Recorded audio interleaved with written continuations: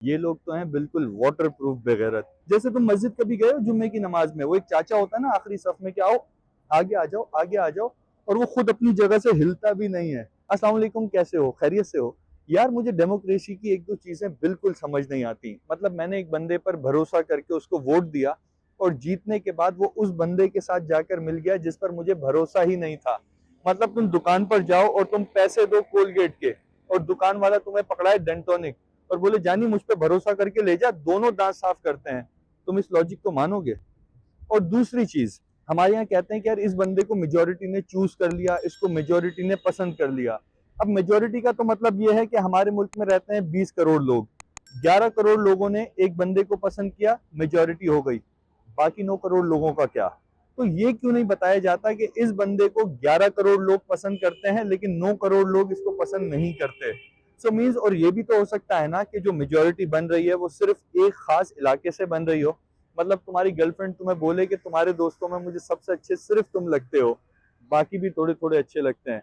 ये खुशी की बात है या फिक्र की बात है? और ये जो हमें कहा जाता है कि पाकिस्तान ने इसलिए तरक्की नहीं की क्योंकि पाकिस्तान में जमहूरियत नहीं है, तो भाई जमहूरियत तो सऊदी अरब में भी नहीं है, दुबई में भी नहीं है, बहरीन में भी नहीं है, कतर में भी नहीं है। उन्होंने कैसे तरक्की कर ली? इसका मतलब जमहूरियत कोई मर्ज की आखिरी दवा नहीं है, सीन कुछ और है। और ये जो लोग कहते हैं ना मार्शल लॉ की वजह से ऐसा हुआ है, तो मार्शल लॉ को सपोर्ट किसने किया है?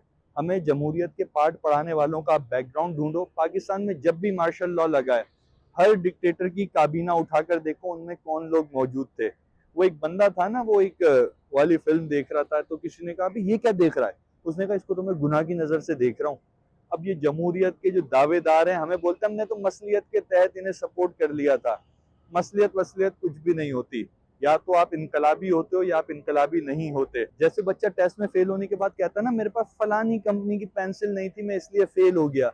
सो ये लोग अपनी मिस गवर्नेंस को, अपनी कमियों को, अपनी कोताहियों को कवर करने के लिए सारी बंदूकें ला के रखते हैं जमहूरियत के कंधे पर कि जमहूरियत की वजह से हम फेल हो गए। तो इनसे पूछो बाकी मुल्क बगैर जमहूरियत के कैसे चल गए भाई? और डिक्टेटर्स को तुमने सपोर्ट क्यों किया? फिर चाहे वो एक्सटेंशन बिल हो, चाहे जियाउल हक हो, चाहे वो अयूब खान हो, चाहे वो मुशर्रफ हो, उनको कौन सपोर्ट कर रहा था? उनकी काबीना में कौन बैठा हुआ था?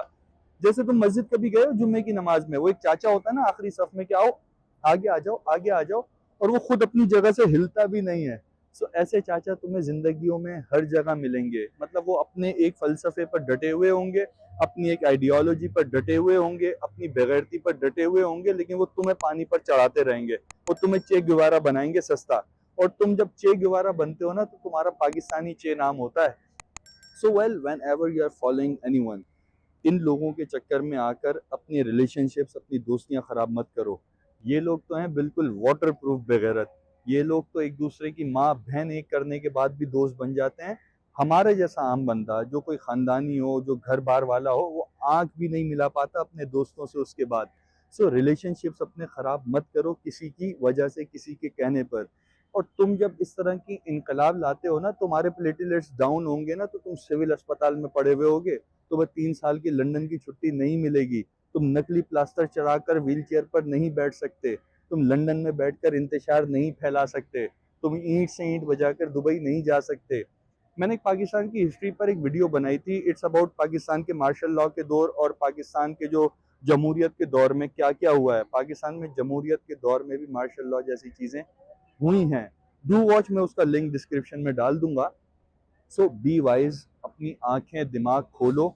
तकरीरों से प्लीज इंप्रेस मत होना। I am repeating this again, तकरीर बच्चों के लिए और जाहिलों के लिए होती है। सो इन दो चीजों से इंप्रेस मत होना।